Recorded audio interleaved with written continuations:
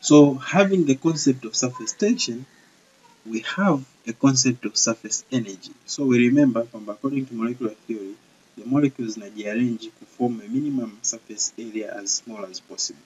So if we have that, it means kuna work done that is being produced kutengeneza hiyo surface area. So tuna kitu tunaita free surface energy.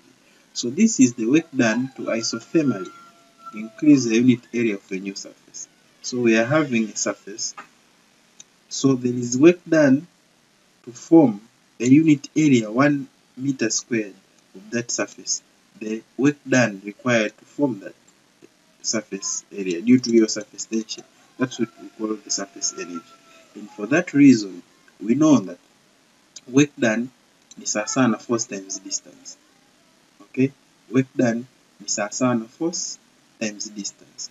So work done per unit increase of surface area ni force times distance divided by area.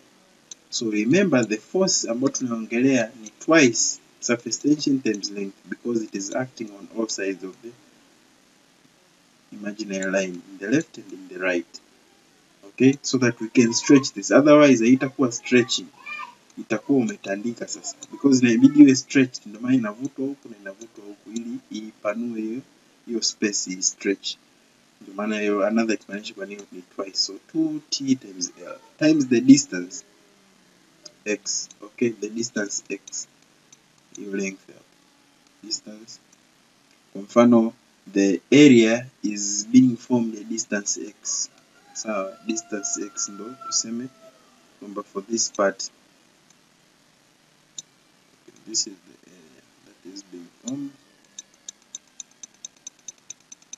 So there is a distance x of the area imeongezeka for force times that distance x. So area ambayo itakuwa increased itakuwa ni 2L. Okay, 2L. Remember kwamba tunaongelea x ni thickness ya hii membrane iliyokuwa formed, lakini kumbuka tulikuwa tuna consider that imaginary line 1.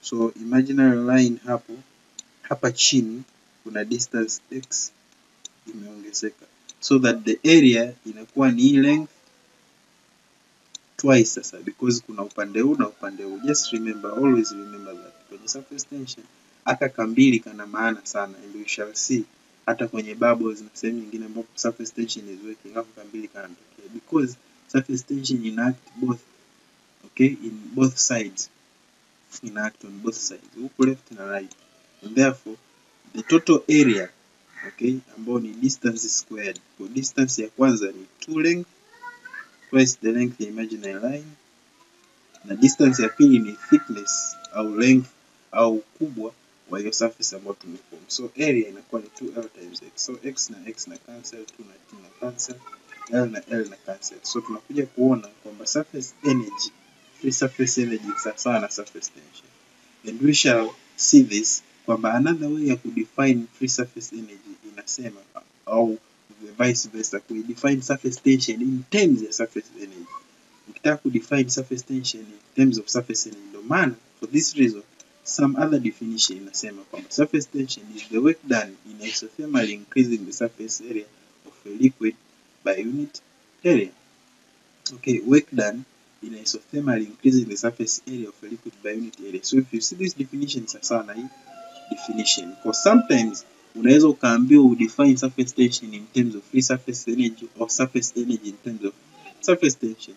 So this inakuwa hivi is because of this, na ndio maana the units zinakuwa ni J over M. Ukichukua J over M squared, okay, ukiangalia hizi dimension ni sawa sana dimensions za Newton per meter, ambazo ni surface tension, hii ni surface energy.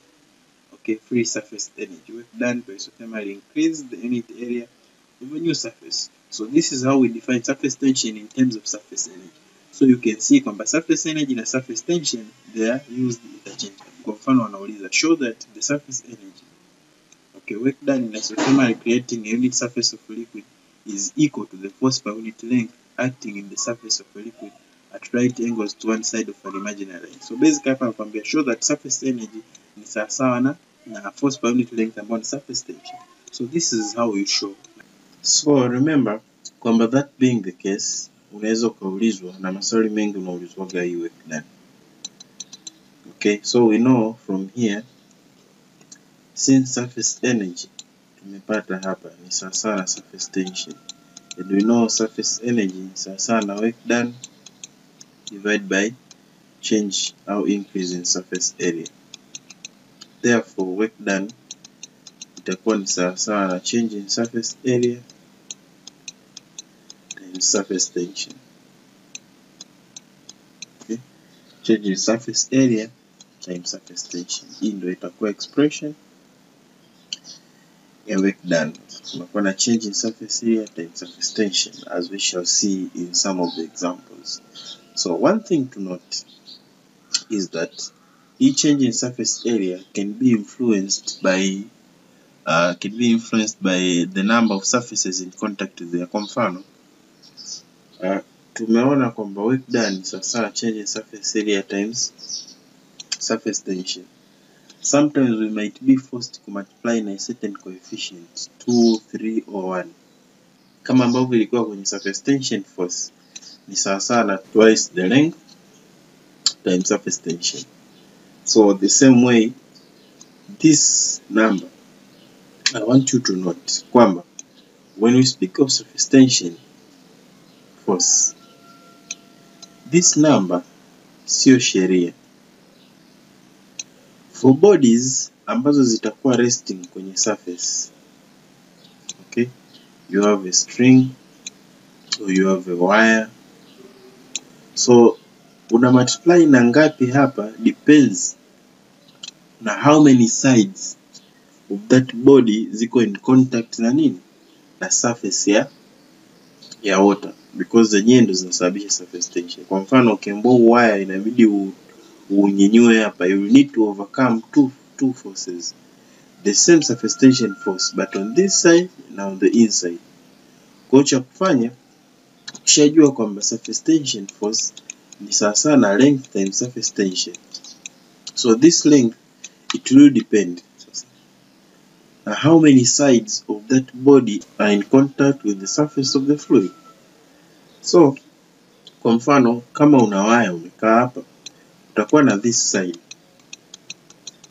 okay, the left side and the right side. So hii length itakuwa ni twice the length times time. So before solving swali la namna hiyo, jiulize kwanza how many sides of that body are in contact with the surface of the fluid.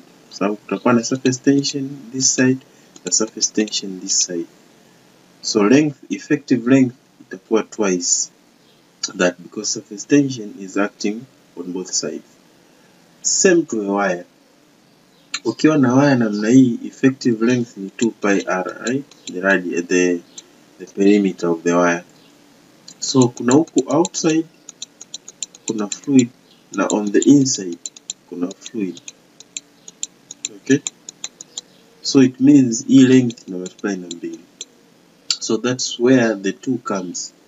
Kwa kama ni there are 3 sides in contact with the surface, una multiply na 3. Kama there are 4, multiply na 4. Kwa kawaida zinakuwaga 2 or depending na number of sides huo wire au hiyo material iko in contact na surface.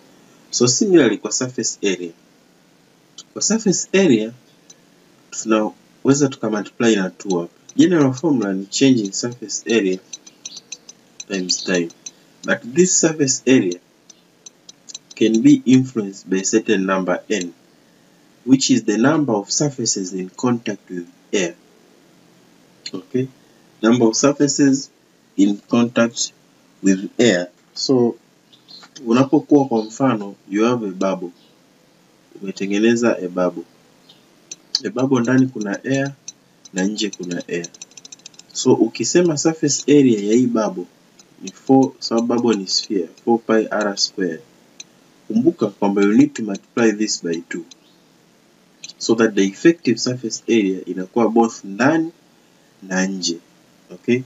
Because tunaangalia surfaces in contact with air kwa sababu unapokuwa na ndoo kwa mfano, hii juu inakuwa ni surface kwa sababu iko in contact na air, na unakumbuka principle ya molecular theory ni kwamba hizi zilizopo kwenye surface juu hamna kitu, ndio maana zinapata net effect. ingekuwa imetobolewa huko chini, it means two surfaces zingekuwa in contact na air ya juu na ya chini, so inakuwa ni 2 times the surface area because we have two surfaces. So the same kama unavyokuwa na bubble, inside surface ni air na outside surface ni air. So tukiongelea surface area ya 4 pi r squared, maana yake tuna multiply na 2 effective surface area ndani na nje. Lakini tukiwa na bubble na drop, kwa mfano drop yenyewe ndani ni maji, kwa surface ambayo iko in contact with air ni ya nje, kwa maana yake the area tutakayotumia ni hiyo 4 pi r squared. So be careful with hizi coefficient tunazo multiply kwenye length na surface area, otherwise they affect your values greatly. So whenever you do the question, ask yourself, natakiwa ni multiply na ngapi kwenye length kama hili swali linahitaji length, na multiply na ngapi kama hili swali linahitaji surface area, so that you can put it. Kama ni bodies, how many surfaces of the bodies are in contact with the surface, na kama ni surface area, how many surfaces of the body are in contact with the air, as we shall see huko mbele itakavyokuwa. Tufanye mifano ya surface tension na surface energy to cement hii concept na kuweza kuelewa vizuri zaidi.